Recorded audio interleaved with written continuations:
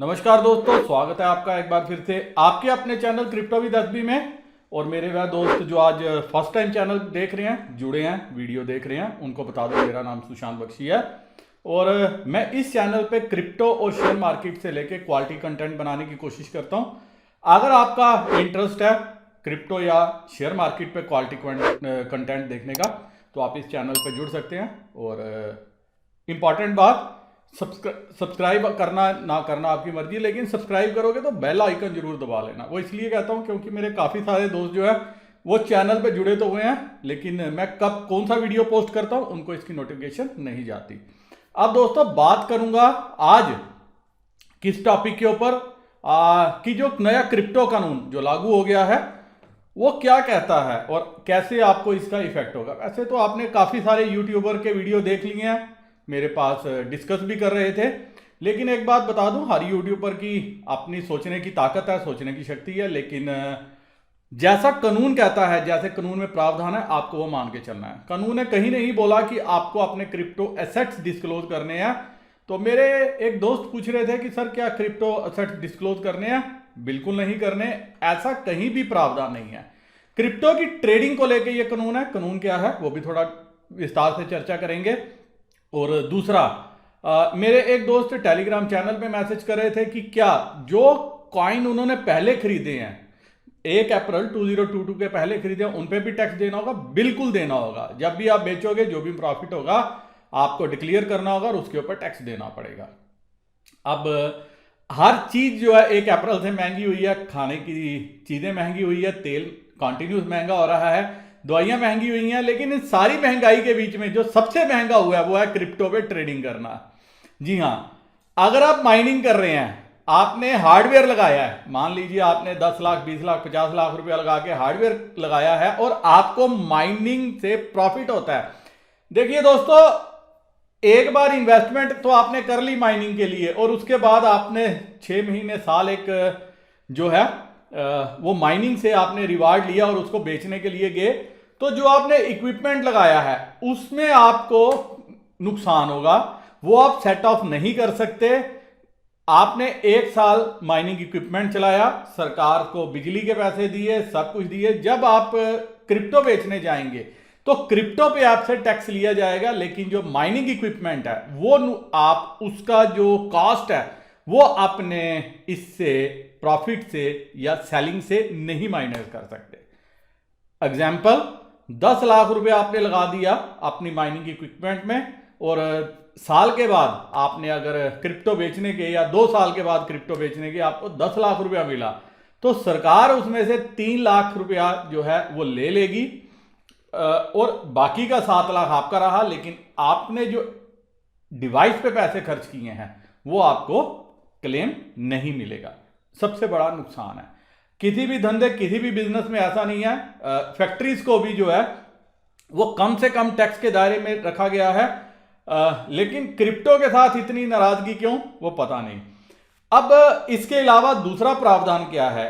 1 अप्रैल से the new crypto tax law will be applicable on VDA, virtual digital assets, जिसमें आपके NFTs हैं, crypto sets हैं, bitcoin, Ethereum, जितने भी कॉइन और NFTs हैं वो सब पे लागू है। इसके लिए एक सेक्शन इंट्रोड्यूस की गई है, इसके बारे में मैंने पहले भी बताया था। 115 BBH ये सेक्शन इंक्लूड की गई है। ये फोकस करती है taxation of gains from virtual assets. मोटा माटी क्या बताते हैं कि अगर आपको इनकम होती है, कोई भी एसेट आप सेल करते हो, तो 30% टैक्स लगेगा। No carry forward and set off losses arising from transaction is allowed from financial year 2022-23। मतलब इस फाइनेंशियल ईयर से आप कोई भी जो है वो कैरी फॉरवर्ड या सेट ऑफ नहीं कर सकते लॉस को जो आपने ट्रांजैक्शन किए हैं। ये भी मैं आपको थोड़ा सा समझाता हूं, थोड़ा सा इसमें भी फेर बदल है, क्या है वो भी थोड़ा डिस्कस करेंगे। कि एक वर्चुअल एसेट से अगर आपको लॉस होता है और दूसरे में प्रॉफिट होता है, तो जो फर्स्ट में लॉस हुआ है सेकंड में प्रॉफिट हुआ है, तो वो भी आप जो है सेट ऑफ नहीं कर सकते। 1% TDS लगेगा ऑल वर्चुअल एसेट्स ट्रांजैक्शंस के ऊपर 1 जुलाई 2022 से। सरकार चाहती तो इसको अभी से लागू कर सकती थी, जी हां, फौरन लागू कर सकती थी, लेकिन इसके लिए अभी इंफ्रास्ट्रक्चर एक्सचेंजेस का रेडी नहीं होगा, तो इसलिए थोड़ा सा टाइम दिया है। तो ये आपके पास टाइम है। अगर आपके पास असेट्स हैं, मैंने पहले भी बताया था, इसको आप फॉरेन एक्सचेंजेस में ट्रांसफर कर लीजिए और वहां पे होल्ड कीजिए, या हार्डवेयर वॉलेट में अपने असेट्स होल्ड करो अगर आपका विजन लंबा है, लंबे समय के लिए होल्ड करना चाहते हो। और मेरे वह दोस्त जो मुझे फॉलो करते हैं उनको मैं एक ही बात कहता हूं कि लंबे समय के लिए असेट्स जो है वो होल्ड करो। और उसके अलावा कोई भी आप एक्सपेंडिचर नहीं डिडक्ट कर सकते। No deduction will be allowed for expenditure aside from the cost of acquisition related to purchasing of such assets. तो इसका मतलब यह हुआ कि अगर आपने कुछ भी खर्चा किया है वो आप जो है क्लेम नहीं कर सकते, जो मैंने आपको अभी पहले बताया। अब कहने का मतलब क्या है, थोड़ा सा आप विस्तार में सोचिए। जो ब्रेकडाउन है 115 BBH सेक्शन की, उसका मतलब ये है वर्चुअल डिजिटल असेट्स में सब कुछ इंक्लूड है। जितने भी टाइप के कॉइन्स हैं और जितने भी टाइप की NFTs हैं, गेम्स हैं, वो सारे virtual digital assets BDA classification दी गई है। अब 30% टैक्स का क्या इंपैक्ट हो सकता है? देखिए, इक्विटी मार्केट में या किसी भी मार्केट में मैक्सिमम जो टैक्स है वो 20% है, मैक्सिमम 20% है, लेकिन यहां 30%, ये बहुत हाई है। अगर आप ट्विटर पे देखोगे, ये ट्रेंड भी कर रहा था, लेकिन उस ट्रेंड में सब वो थे जो क्रिप्टो होल्ड करके बैठे हैं, जिनको चुभन है। सरकार को इससे कोई लेना देना नहीं है, नुकसान आपका, प्रॉफिट में सरकार भागीदार, ये चाहिए। तो सरकार ने इसको जो है 30% टैक्स जो है वो गैम्बलिंग से, लॉटरी से, हर चीज से होता है। तो अब इसी क्लास में क्लासिफिकेशन जो है होती हुई नजर आई है। 1 जुलाई से हर ट्रांजैक्शन पे जो है वो TDS लगेगा। The buyer will need to deduct this amount from the amount due to the seller. तो ये बायर की जिम्मेवारी है, जो खरीद रहा है, कि वो 1% अमाउंट जो है वो डिडक्ट करे और सरकार को जमा कराए। इसका मतलब इन्वेस्टर्स जो है, जिन्होंने इन्वेस्ट किया, वो 1% अपनी कैपिटल का लूज करेंगे अपने हर ट्रेड पे। 1% जो है हर ट्रेड पे लूज करेंगे। ऑल्दो आपको पता है TDS जो है आप फर्दर क्लेम भी कर सकते हो अपना जब टैक्स फाइल करोगे। लेकिन मुझे समझ में आ रहा है कि सरकार देखना चाहती है, समझना चाहती है कि आप लोगों ने इन्वेस्टमेंट जब भी कर रहे हो, जब भी बाय कर रहे हो, तो आपको ट्रैक रखने के लिए, ताकि जो इन्वेस्टमेंट आपने की है, जो भी बाइंग सेलिंग एक्टिविटी चल रही है, उसको आप फज ना कर सको। तो ये चीज जो है इससे आपको 1% टैक्स से हो जाएगी। तो जो शॉर्ट टर्म ट्रेडर्स हैं उनके लिए मुश्किल बढ़ेगी, क्योंकि 1% कैपिटल उनकी जो है हर ट्रेड में माइनस होती जाएगी। तो ये दिक्कत है। ओवरऑल प्रॉफिट पे क्या होगा, इंपैक्ट पड़ेगा। मान लीजिए आज आपने 100 रुपए से ट्रेड किया, फिर 99, 98, 97 और प्रॉफिट हो या ना हो, इसमें भी कोई गारंटी नहीं है। उसके अलावा no deduction will be allowed for crypto investors apart from the cost of acquisition of assets. अब इंपॉर्टेंट क्या है, नो सेट ऑफ और carry forward of losses on crypto. इसका मतलब मान लीजिए आपने 50,000 का एक बिटकॉइन खरीदा और उसमें आपको 10,000 रुपये लॉस हुआ। आपने क्या किया, आपने अपना बिटकॉइन बेचा, लॉस बुक कर लिया 10,000 रुपये का, और आपने इथीरियम खरीद लिया। अब आपने क्या किया, 40,000 के इथीरियम से आपने फिर से 10,000 रुपया प्रॉफिट किया। आपकी इन्वेस्टमेंट तो आ गई वापिस 50,000 रुपये पे, लेकिन यहां क्या हुआ, जो आपको बिटकॉइन में लॉस हुआ वो आप सेट ऑफ नहीं कर सकते, जो आपने प्रॉफिट इथीरियम से कमाया। लॉस तो गया आपका, लेकिन अब आपको जो है 10,000 रुपये का प्रॉफिट हुआ है। इस 10,000 रुपये में 30% टैक्स जो है वो अब आपकी जिम्मेवारी है सरकार को देना। ये हो गया टैक्सेशन पार्ट। लेकिन अगर आपकी इनकम आपके स्लैब से ऊपर जाती है तो वो अलग से बर्डन आपको बियर करना पड़ेगा। इस चीज का भी आपको ध्यान रखना है। और सबसे बड़ा नेगेटिव इंपैक्ट ये है कि जितने भी सीएज हैं, जितने भी रिटर्न फाइल करने वाले हैं, क्रिप्टो की जो रिटर्न है, मैं देख रहा था कई पोर्टल्स पे, वो सबसे ज्यादा महंगे प्लान है। अब क्रिप्टो के इन्वेस्टर्स को सीए समझेंगे या हमारे प्रोफेशनल समझेंगे कि ये शायद बड़े खिलाड़ी हैं, तो उनके रेट भी वैसे होंगे, दाम भी वैसे होंगे, मनमाने वो आपसे चार्ज करेंगे। आपके पास ऑप्शन कुछ नहीं होगा, आपको पैसे देने पड़ेंगे। इसीलिए मेरी फिर से एडवाइस है, क्रिप्टो में आप अपना निवेश का 10 से 25% रखिए और लॉन्ग टर्म के लिए रखिए।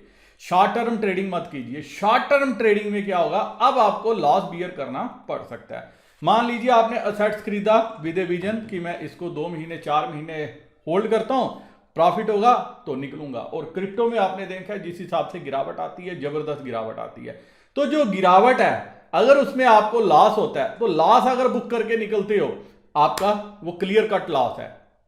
और अगर उसी पैसे को किसी और करेंसी में इन्वेस्ट करते हो कि चलो मेरी रकम पूरी हो जाए, वो आपको प्रॉफिट होता है तो सरकार को हिस्सा देना पड़ेगा। और इससे भी ट्रेडिंग में अगर आपका व्यू है तो आप किसी भी फॉरेन एक्सचेंज बाइनेंस में भी आप अपना अकाउंट ओपन कर सकते हो। वैसे मैं बाइनेंस में ट्रेडिंग करता हूं, और अगर आपने अकाउंट ओपन करना है तो मैंने डिस्क्रिप्शन में लिंक भी दे रखा है, तो लिंक का यूज करके आप अकाउंट ओपन कर सकते हो, आपको इजी रहेगा। और ट्रेडिंग के लिए फिर से मैं रिपीट करता हूं, अब आपको इंडियन एक्सचेंज में क्या होगा, नुकसान होगा।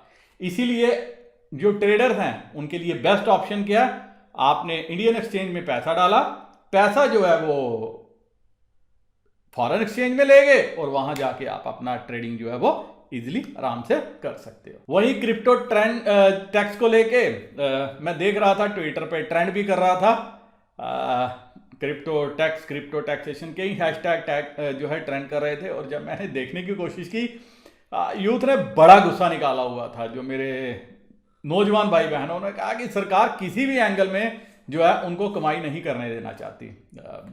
ठीक भी है, काफ़ी अच्छी अपॉर्चुनिटीज़ हैं। अब उन अपॉर्चुनिटीज़ को क्या कर सकते हैं आप, नहीं अवेल कर सकते, नहीं एक्सप्लोर कर सकते। दूसरी बात, अगर आप डिजिटल असेट्स में पैसा लगाते हैं दोस्तों, आपको क्या करना चाहिए, अब ये सोच के रखना चाहिए कि मुझे अब 5 साल 7 साल तक जो है वो पैसे को हिलाना नहीं है। और साथ में कॉन्टिन्यूस जो है एक ट्विटर पे, क्योंकि अब कोई और मीडियम तो है नहीं, ट्विटर पे आपको ट्रेंड करवाना पड़ेगा, क्योंकि मीडिया आपकी बात सुनेगा नहीं, समझेगा नहीं। इस कानून पे कोई चर्चा नहीं हुई, किसी को इसमें नेगेटिविटी नहीं नजर आई, सबको इसमें पॉजिटिविटी नजर आ रही है, क्योंकि शायद सबको लग रहा है कानून बहुत अच्छा है, या वर्चुअल एसेट्स में वो भी पैसे होल्ड करते हो और उनको लगता हो कि प्रॉफिट दे के भी वो हमेशा फायदे में ही रखेंगे, लेकिन ऐसा नहीं है। फ्यूचर ऑप्शंस में शेयर मार्केट में ट्रेडिंग होती है, 99.9% इन्वेस्टर्स जो है, जिसको आप ट्रेडर्स कहते हो, वहां पे लॉस में है, डेली लॉस बुक करते हैं डेली, लेकिन फिर भी मार्केट में बने हुए हैं। लेकिन उसका एक ही रीजन है कि उनके पास एक ऑप्शन है कि जो अपना पीछे लॉस किया है वो आप फ्यूचर के लिए कैरी फॉरवर्ड कर सकते हो। मतलब फ्यूचर में कभी प्रॉफिट हो गया तो आप उस लॉस को जो है वहां पे क्लेम कर सकते हो। यहां पे ऐसा नहीं है, ये सबसे बड़ी खामी है। शायद सरकार क्रिप्टो में डायरेक्ट जो है वो नहीं आना चाहती, नहीं उलझना चाहती, तो इसीलिए उन्होंने क्या किया, मुनाफे में हम भागीदार, नुकसान आपका। अब आप देखिए, आपने नुकसान करना है, प्रॉफिट करना है, सब आपके हाथ में। ये था क्रिप्टो पे जो नया कानून आया है उसको लेके एक क्लैरिफिकेशन। लेकिन आपको जो भी बोल रहा है कि आपको अपने डिजिटल असेट्स डिस्क्लोज करने हैं, तो दोस्तों उसके लिए अभी तक जो है मुझे इस कानून में कोई भी प्रोविजन, कोई भी सेक्शन नजर नहीं है। और ना ही ऐसा होता है कि आपको जो है अपने डिजिटल असेट्स डिस्क्लोज करने पड़ेंगे। फ्यूचर में क्या होता है कोई कह नहीं सकते, बट अभी के लिए आप ट्रेडर हो, सेकंड ऑप्शन यूज करो, इन्वेस्टर हो, चुप करके पैसा लगा के छोड़ दो। फिर भी आपका कोई सवाल आप पेंडिंग रहता है तो आप कमेंट सेक्शन में पूछ सकते हो। मेरे वह दोस्त जो सोशल मीडिया में मुझे फॉलो नहीं करते, शायद आने वाले टाइम में नुकसान हो सकता है, बार बार आपको याद कराता हूं, लेकिन आप जो है फॉलो नहीं करते। फॉलो करने के लिए मेरे वह दोस्त जो इंटरेस्टेड हैं, डिस्क्रिप्शन में मैंने लिंक दिया, लिंक को क्लिक करके आप फॉलो कर सकते हो मेरे को हर सोशल मीडिया हैंडल में। इसी के साथ ये वीडियो मैं यहीं खत्म करना चाहता हूं। इजाजत, नमस्कार, जय हिंद।